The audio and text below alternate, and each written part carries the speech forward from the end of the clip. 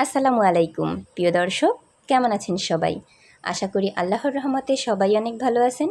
আলহামদুলিল্লাহ, আমি অনেক ভালো আছি। মেজবানি রান্নাঘর থেকে আমি ইতি। আজকে একটি নতুন ভিডিও নিয়ে হাজির হয়েছি আপনাদের মাঝে। আশা করছি প্রতিদিনের মতো আজকের ভিডিওটিও সবার ভালো লাগবে। আজকে আমি তৈরি করব একটি ভর্তার রেসিপি। আজকে আমি তৈরি করব ডেউয়া ভর্তা। আশা করছি প্রতিদিনের মতো আজকের ভিডিওটিও সবার ভালো লাগবে। ভিডিওটি ভালো লাগলে সাবস্ক্রাইব করে পাশে থাকা বেল আইকনটি চালু করে দিবেন, যাতে আমার নতুন কোনো ভিডিও ছাড়ার সাথে সাথে আপনাদের নিকট নোটিফিকেশন পৌঁছায়। ভিডিওটি ভালো লাগলে লাইক, কমেন্ট আর শেয়ার করে দিবেন। আমার বাচ্চা অসুস্থ থাকার কারণে আমি ভিডিও কন্টিনিউ করতে পারছি না, তার জন্য আমি আন্তরিকভাবে দুঃখিত। প্রথমে আমার ডৌয়া লাগবে, এজন্য আমি ডৌয়া ফ্রিজ থেকে বের করে নিলাম। এটা কোন কোন অঞ্চলে কী ফল নামে পরিচিত আমার জানা নেই, কিন্তু আমাদের অঞ্চলে এটাকে ডৌয়া বলে। এবার আমি মরিচ পেরে নিচ্ছি একটা গাছ থেকে। তারপর পরিষ্কার একটি পাত্রে পানি নিয়ে নিয়েছি। এবার সব ডৌয়াগুলো ধুয়ে নিব। খুব ভালো করে ডৌয়াগুলো ধুয়ে নিয়েছি। এবার এর মধ্যে দিয়ে দিব একটা কাঁচামরিচ আর একটা বোম্বাই মরিচ, সাথে দিয়ে দিব কিছু ধনিয়া পাতা।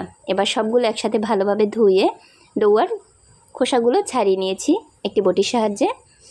এবার নিয়ে নিয়েছি শুকনো মরিচ, বোম্বাই মরিচ, কাঁচামরিচ, বিট লবণ, আর দিয়ে দিয়েছি রেগুলার লবণ, 1 চামচ চিনি আর ধনিয়া পাতা।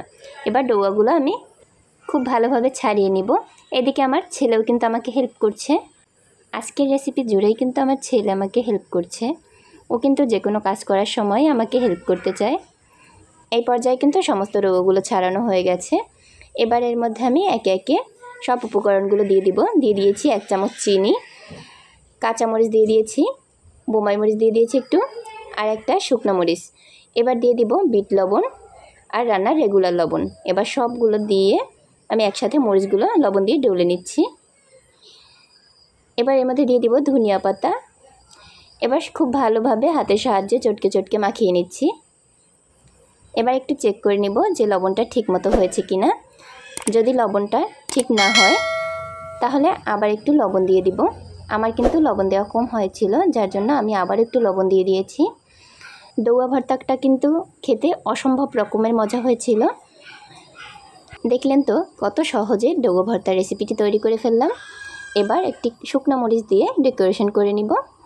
আজকের ভিডিওটি যদি ভালো লেগে থাকে লাইক, কমেন্ট আর একটি শেয়ার করে দিবেন। আগামীকাল আবারও কোনো নতুন ভিডিও নিয়ে হাজির হব আপনাদের মাঝে। ততক্ষণ সবাই ভালো থাকবেন, সুস্থ থাকবেন। আল্লাহ হাফেজ।